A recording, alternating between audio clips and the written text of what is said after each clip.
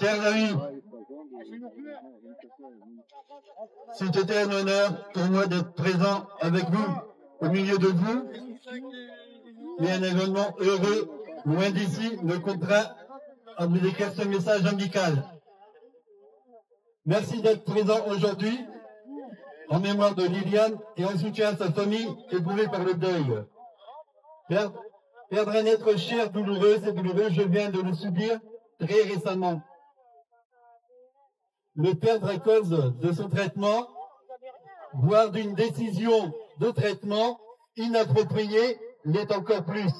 Je peux fort bien l'imaginer. Il y a en France, dans nos hôpitaux, en médecine de ville, 50 000 morts chaque année, qui seraient causées par des erreurs médicales. Troisième cause de mortalité du pays, après les cancers et les maladies cardiovasculaires. On estime qu'il y aurait chaque année dans notre pays plus de 450 000 événements indésirables liés aux soins et à la chirurgie. Domaine qui me concerne, faisant partie des catégories les plus représentées. Je ne fais pas ici le procès de la médecine, loin de là, étant moi-même chirurgien. Finalement, elle ne ressemble qu'à chacun de ceux qui la composent. Là où il y a de l'homme, il y a de l'hommerie. Et je veux rendre hommage à tous ceux qui luttent au quotidien avec passion pour le bien-être et le recouvrement de la santé de nos contemporains, parfois dans des conditions difficiles, et avec une administration sans affect qui gère un hôpital comme elle aurait géré une entreprise à but lucratif. Chacun aura une anecdote plus ou moins attristante de son constat avec le corps médical. Une consultation fast-food de 10 minutes et au suivant.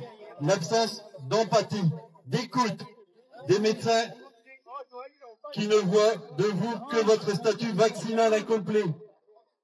Souvent les patients parlent plus avec leur aide-soignante qui change ses draps et lui fait la toilette qu'au médecin qui lui prescrit ce traitement. Ces dernières années nous ont mis en évidence à quel point que je déplore, la médecine peut être maltraitante. En un mot, comme en deux, les causes en sont profondes et à commencer par les politiques sanitaires qui restreignent toujours plus les capacités des hôpitaux à remplir. Seulement, je crois qu'il manque dans nos facultés de médecine des cours d'empathie. C'est pas faux. Ce n'est pas en tout cas un critère retenu par la rédaction de mes candidats au titre docteur de médecine. Il suffit de savoir remplir ces COM et faire passer en deuxième année à Monkey Conduit.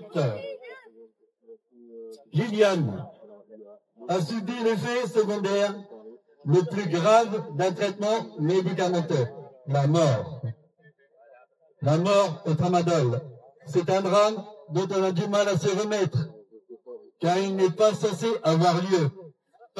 Permettez-moi d'offrir ici mon bien modestement soutien et affection à Rodolphe, à sa famille, ainsi qu'à toutes les familles endeuillées dans ces mêmes circonstances. Nous, médecins, ne sommes pas là pour tuer les gens. Et quand ça arrive, à cause, et non pas malgré, le traitement initié, croyez-moi, c'est un crève-cœur, une chose dont il ne se remet jamais, car à l'échec s'ajoute la culpabilité. Certains savent le reconnaître et faire un moment honorable, mais beaucoup d'autres, c'est pas infranchissable. J'ai récemment été témoin que même si la médecine officielle fait des merveilles, les prouesses techniques, ce qui est le plus important, reste l'accompagnement. Lorsqu'il n'y a plus rien à faire, cet accompagnement, lorsqu'il est avec délicatesse et humanité, est du tout bon au cœur pour la personne malade et l'entourage. Accompagner les personnes malades, ce n'est certes pas abréger ses souffrances en provoquant sa mort délibérément ou non. C'est là où il nous faudra être vigilants, de ne pas se retrouver en plein cœur d'une culture de mort. Les pressions se font sentir partout. Pour la cible, relancer le débat sur l'euthanasie.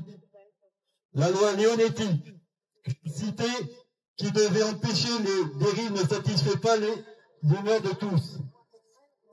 Qui réclame comme un droit une mort d'origine alors que la dignité est inhérente à l'être humain et ne saurait l'être retirée que soit sa déchéance physique ou morale.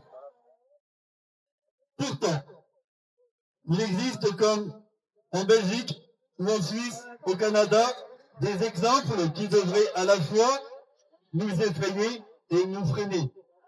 Et attention, à l'effet clic, quand une loi telle que celle-ci est votée, plus moyen de revenir en arrière. Terrorisme intellectuel et débat médiatique à sens unique fondant nos sociétés émotives.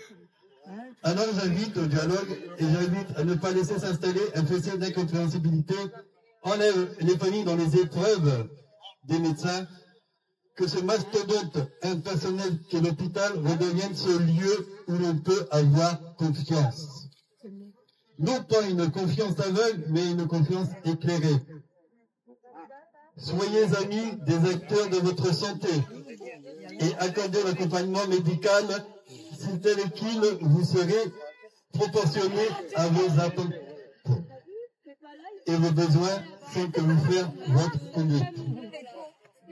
La profession médicale ne manque pas de grandes figures qui ont apporté un titre de noblesse et difficile. Je pense à László Bozarsky Strootman, chirurgien hongrois, qui soignait gratuitement les plus nécessiteux, ou Joachim était le médecin. Professeur Jérôme Lejeune, qui a mis toute son énergie pour aider ses patients. La société recouvrait de titres qu'il dit découvrir comme étant le trisomique 21. Et en ce moment, il y a un mariage.